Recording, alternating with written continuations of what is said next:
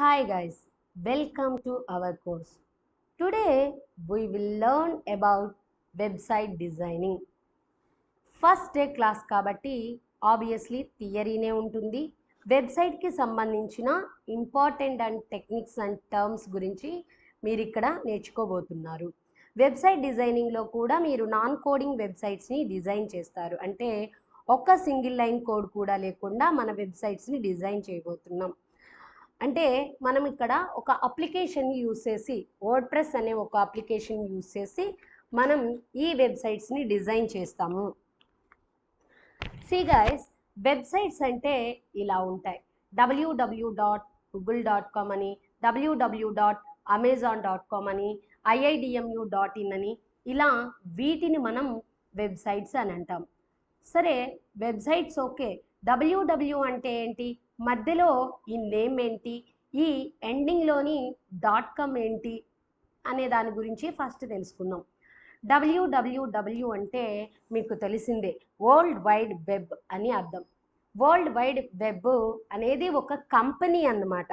ఈ కంపెనీ మనందరి వెబ్సైట్స్ని, ప్రపంచంలో ఎన్ని వెబ్సైట్స్ అయితే ఉన్నాయో అన్ని వెబ్సైట్స్ని ఈ www అనేదే మేనేజ్ చేస్తుంది. సో ఇప్పుడు ఈ మధ్యలో గూగుల్ కానీ, అమెజాన్ కానీ, ఐఐడిఎంయు, మింత్రా, ఎంత చిన్న వెబ్సైట్స్ అయినా సరే, ఎంత పెద్ద వెబ్సైట్స్ అయినా సరే, అన్నింటినీ ఈ www అనే కంపెనీనే మేనేజ్ చేస్తుంది అన్నమాట. కానీ ఈ www మేనేజ్ చేస్తుంది ఓకే. ఇక్కడ ఈ కంపెనీ అనేది ఈ నేమ్స్ ఇచ్చేటప్పుడు అందరి నేమ్స్ చాలా కామన్గా ఉంటాయి కదా ఇండియన్స్లో. మోస్ట్ ఆఫ్ ద పీపుల్కి సేమ్ నేమ్సే ఉంటాయి, రైట్? పల్లవి, పృథ్వీ, మేఘన, మన్హిత, సాత్విక, ఇలా సేమ్ నేమ్స్ ఒక్కరి కాదు చాలా మంది పెట్టుకుంటూ ఉంటారు. సో అలాంటప్పుడు వెబ్సైట్స్ కామన్గా ఉంటే ఐడెంటిఫై చేయడం కష్టంగా ఉంటుంది. కాబట్టి సపోజ్ పృథ్వీ అనేవాళ్ళు పృథ్వీ.in అనే ఒక సైట్ని కొన్నారు అనుకుందాం. ఇప్పుడు పృథ్వీ.in కొనేసుకున్నప్పుడు వేరే వాళ్ళు కూడా అదే పేరుతోటి .in తోటే ఇంకో కొనడానికి వీలుండదు. ఇట్స్ నాట్ పాసిబుల్ అన్నమాట. ఒకవేళ .in కొన్నాడంటే వేరే వాళ్ళు ఎగ్జాక్ట్లీ .in కొనలేరని అర్థం అన్నమాట. ఇలాంటి రూల్స్ని ఎవరు పెట్టారు అంటే www అనే కంపెనీ పెట్టింది. ఈ www మనందరి వెబ్సైట్స్ని మేనేజ్ చేస్తుంది. That is the www meaning. Next, ఈ మధ్యలో ఏదైతే ఉంటుందో దీనిని ఏమంటారు, అసలు ఏంటిది అంటే ఇవన్నీ నేమ్స్ అండి, నేమ్ ఆఫ్ ద వెబ్సైట్స్ అన్నమాట.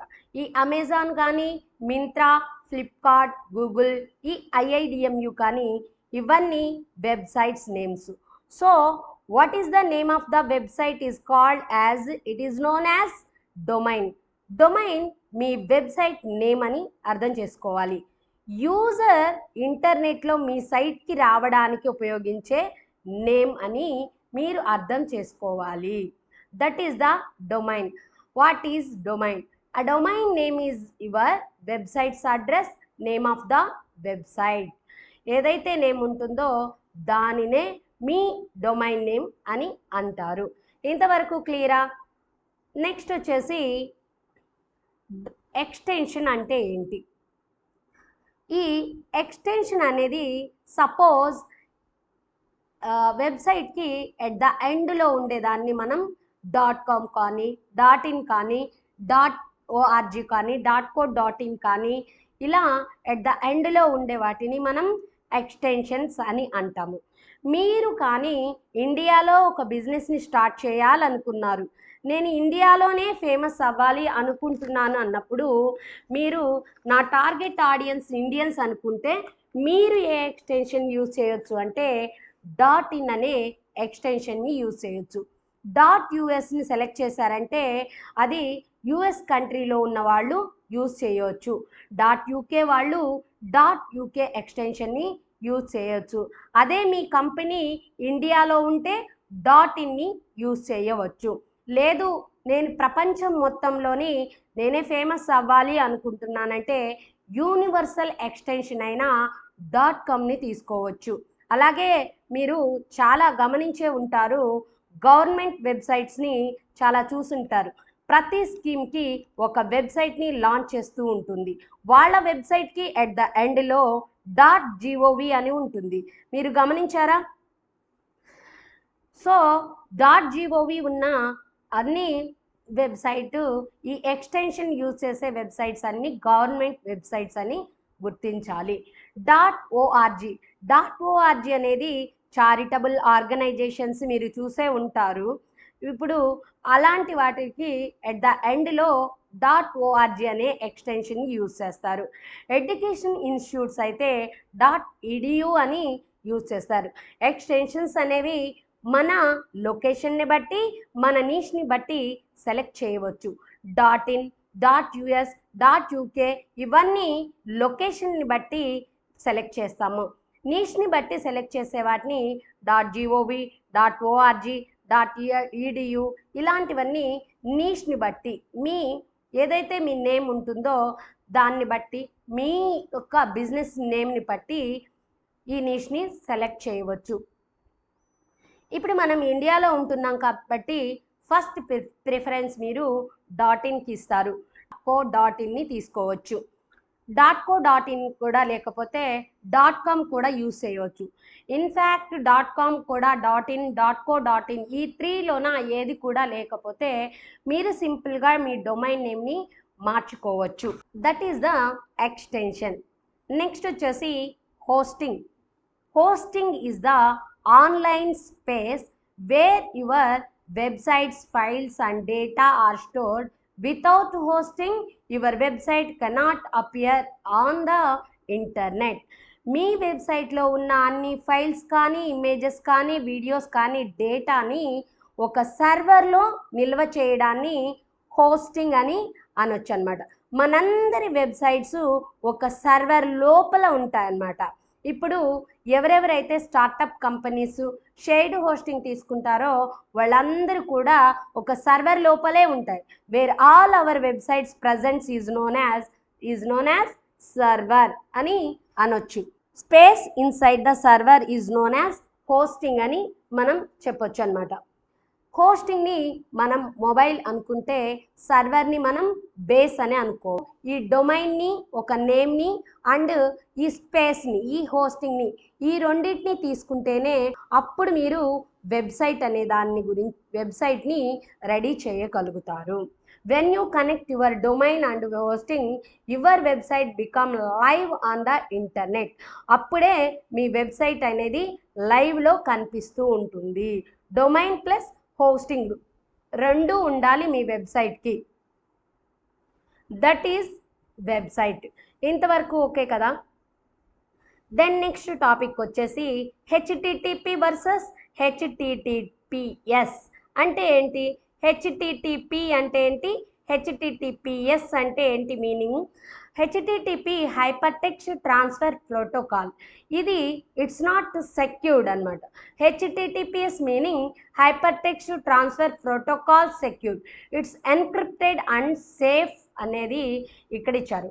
హెచ్టిటిపిఎస్ అంటే ఏంటి అంటే సెక్యూర్డ్ అని అర్థం. హెచ్టిటిపి అంటే నాట్ సెక్యూర్డ్ అని అర్థం అనమాట. ఎవరైనా హ్యాక్ చేయాలి అని అన్నా హెచ్టిటిపిఎస్ వెబ్సైట్స్ని హ్యాక్ చేయలేరు. నాట్ సెక్యూర్డ్ వెబ్సైట్స్ని ఈజీగా హ్యాక్ చేయగలుగుతారు. మీరు వెబ్సైట్స్ కొనేటప్పుడు ఖచ్చితంగా మీరు హెచ్టిటిపిఎస్ అనేది చూసుకొని తీసుకోవాల్సి ఉంటుంది. నాట్ సెక్యూర్డ్ వెబ్సైట్స్ని మీరు కొనొద్దు. ఎందుకంటే మీ వెబ్సైట్కి యూజర్ వచ్చినప్పుడు వాళ్ళకి ప్రాబ్లం అనేది వస్తుంది, వెంటనే వాళ్ళు బయటకు వచ్చేస్తారు. సో మీ ట్రాఫిక్ అనేది లూజ్ అయిపోతారు. సో దట్ మీరు హెచ్టిటిపిఎస్ వెబ్సైట్స్ మాత్రమే తీసుకోండి. నెక్స్ట్ వచ్చేసి SSL certificate. SSL stand for Secured Socket Layers. It protects used data and builds trust. Websites with SSL shows a lock icon before their name అన్నమాట. అంటే ఏంటి? మీకు domain and hosting కొనేటప్పుడు వాళ్ళు మీకు SSL సర్టిఫికేట్ ప్రొవైడ్ చేస్తామంటే ఎక్కడ కూడా మీకు హెచ్టిటిపి మేము ప్రొవైడ్ చేస్తామని ఎక్కడ మాట్లాడరు. డైరెక్ట్గా వాళ్ళు SSL include, SSL not include అని అంటారు. మరి ఎస్ఎస్ఎల్ ఫుల్ ఫామ్ ఏంటి? సెక్యూర్డ్ సాకెట్ లేయర్ అని అర్థం. మీరే చెప్పండి. ఇప్పుడు హెచ్టిటిపిఎస్ ఆర్ హెచ్టిటిపి ఏదైతే మీకు సేఫ్ అని అనుకుంటున్నారో అండ్ సెక్యూర్డ్ వెబ్సైట్స్ ఏవి? హెచ్టిటిపిఎస్ అనేది సెక్యూర్డ్ వెబ్సైట్ అని అర్థం అనమాట. That is the SSL certificate meaning. Next వచ్చేసి డొమైన్ నేమ్ ప్రొవైడర్స్ అండి. డొమైన్ నేమ్ ప్రొవైడర్స్ గోడాడీ ఉంది, హోస్టింజర్ ఉంది, బ్లూ హోస్ట్ ఉంది, హోస్టిగేటర్ ఉంది. ఇవన్నీ domain name providers. And also మీరు బ్లూ హోస్ట్ ఉంది, గోడాడీ ఉంది, ఇక్కడ హోస్టింజర్ ఉన్నాయి, క్లౌడ్ వేస్ ఉన్నాయి, ఏడబ్ల్యూఎస్ ఉన్నాయి. ఇవన్నీ మీకు డొమైన్ అండ్ హోస్టింగ్ ప్రొవైడర్స్. మీరు ఈ ప్లాట్ఫామ్స్లోకి వెళ్ళి మీ డొమైన్ అండ్ హోస్టింగ్ని మీరు పర్చేజ్ చేయవచ్చు. Yes right. Types of hosting గురించి మనం మాట్లాడుతున్నాం. టైప్స్ ఆఫ్ హోస్టింగ్లోని ఫస్ట్ షేర్డ్ హోస్టింగ్ అనేది ఉంటుంది. నెక్స్ట్ వచ్చేసి విపిఎస్ హోస్టింగ్ ఉంటుంది. నెక్స్ట్ వచ్చేసి డెడికేటెడ్ హోస్టింగ్ ఉంటుంది. ఆ తర్వాత క్లౌడ్ హోస్టింగ్ అనేది, ఈ హోస్టింగ్ టైప్స్ అనేది ఉంటాయన్నమాట. అసలు ఈ షేర్డ్ హోస్టింగ్ అంటే ఏంటి అనే దాని గురించి ఫస్ట్ మనం మాట్లాడుకుందాం. చిన్న చిన్న వెబ్సైట్స్ అయినా, for the first time website design చేస్తున్న స్టార్టప్ కంపెనీస్ ఉన్నా మీరు ఈ షేర్డ్ హోస్టింగ్లోని హోస్టింగ్ తీసుకోవచ్చు. బెస్ట్ ఫర్ బిగినర్స్ అనమాట. లో కాస్ట్లో ఉంటుంది. ఇక్కడ మనందరి వెబ్సైట్స్ ఇక్కడ ఈ సర్వర్ లోపల షేర్ చేసుకోవచ్చు. అందువలన దీన్ని షేర్డ్ హోస్టింగ్ అంటారు. విపిఎస్ హోస్టింగ్ అంటే virtual private sector hosting. VPS hosting means ఏంటి అంటే, మీరు ఒక అపార్ట్మెంట్లో ఉన్నారనుకో, ఎలక్ట్రిసిటీని అండ్ పార్క్ ఇలా అన్నీ షేర్ చేసుకుంటూ ఉంటారు కదా. మన సర్వర్ అనేది మనకు ఉంటుంది, ర్యామ్ రోమ్ అనేది వేరే వాళ్ళతో షేర్ చేసుకుంటాం. దీనినే విపిఎస్ హోస్టింగ్ అని అనొచ్చు. నెక్స్ట్ వచ్చేసి dedicated hosting. Dedicated hosting means Amazon, Flipkart, Myntra వీళ్ళందరికీ స్టోరేజ్ ఎక్కువ ఉంటుంది కాబట్టి వాళ్ళకంతటా వాళ్ళు సపరేట్గా ఒక హోస్టింగ్ని తీసుకుంటారు. దాన్నే డెడికేటెడ్ హోస్టింగ్. ఫుల్ సర్వర్ వాళ్ళ కంట్రోల్లోనే ఉంటుంది, ఎవరికి షేర్ చేయరు అనమాట. క్లౌడ్ హోస్టింగ్ అనేది బిజినెస్ వాళ్ళకి ఇది సూట్ అవుతుంది. ఫస్ట్ మనం కొత్తగా ప్రారంభించేటప్పుడు మనం షేర్డ్ హోస్టింగే తీసుకోవాల్సి ఉంటుంది. దెన్ తర్వాత మీరు మీ బిజినెస్ అనేది పెద్దగా మారినప్పుడు విపిఎస్ హోస్టింగ్ కానీ క్లౌడ్ హోస్టింగ్ కానీ మీరు మారచ్చు. నెక్స్ట్ వచ్చేసి domain name techniques. Domain name టెక్నిక్లో keep it short and easy అండి. ఏంటి అంటే, మీరు ఎప్పుడైనా సరే బిజినెస్ చేయాలి అని అంటే first thing, the most important thing ఏంటి అంటే, మన బిజినెస్కి నేమ్, మన బ్రాండ్ నేమ్ అనమాట. చాలా చాలా ఇంపార్టెంట్.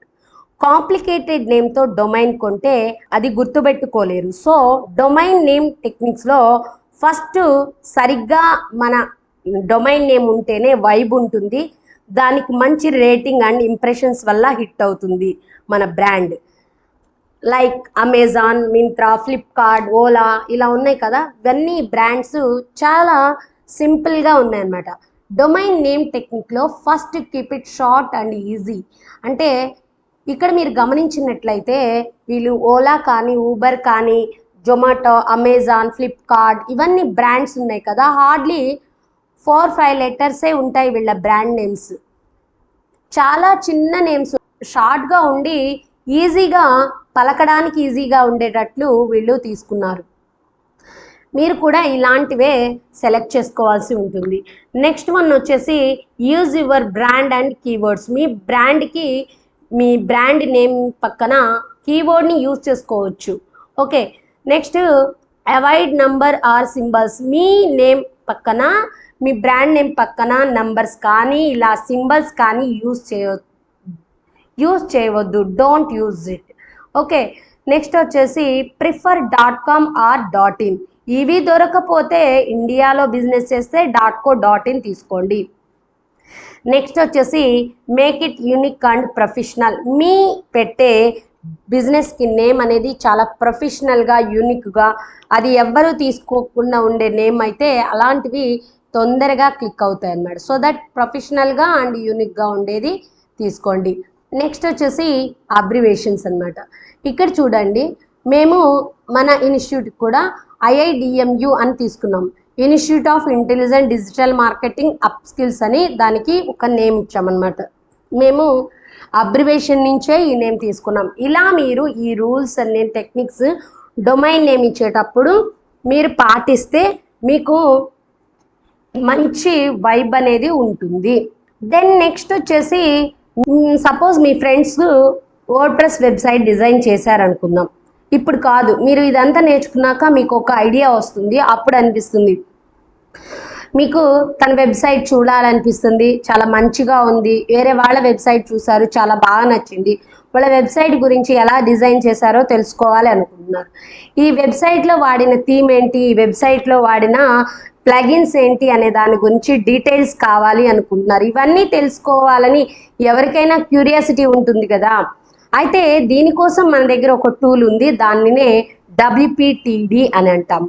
WPTD అంటే వర్డ్ప్రెస్ థీమ్ డిటెక్టర్ అనమాట. అంటే ఆ వెబ్సైటు ఒకవేళ వర్డ్ప్రెస్ థీమ్తో చేసి ఉన్నట్టయితే ఖచ్చితంగా డిటెక్ట్ చేస్తుంది, లేదా కోడింగ్ వెబ్సైట్స్ అయితే డిటెక్ట్ చేయలేదు.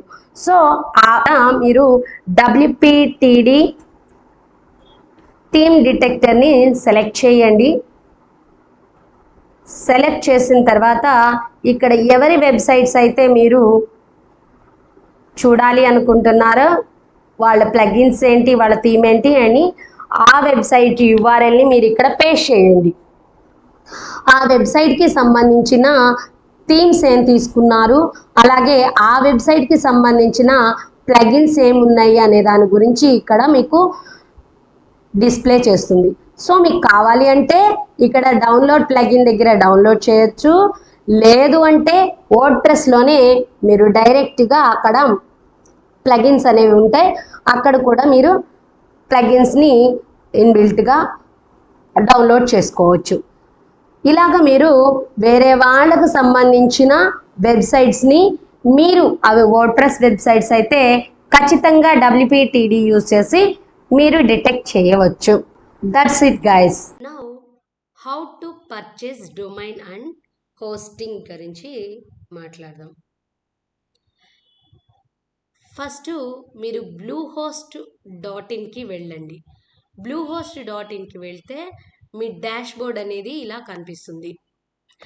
ఇక్కడ మీరు పైన చూసినట్లయితే మీకు ఇక్కడ హోస్టింగ్ అని, డొమైన్ అని ఇక్కడ ఇచ్చారు.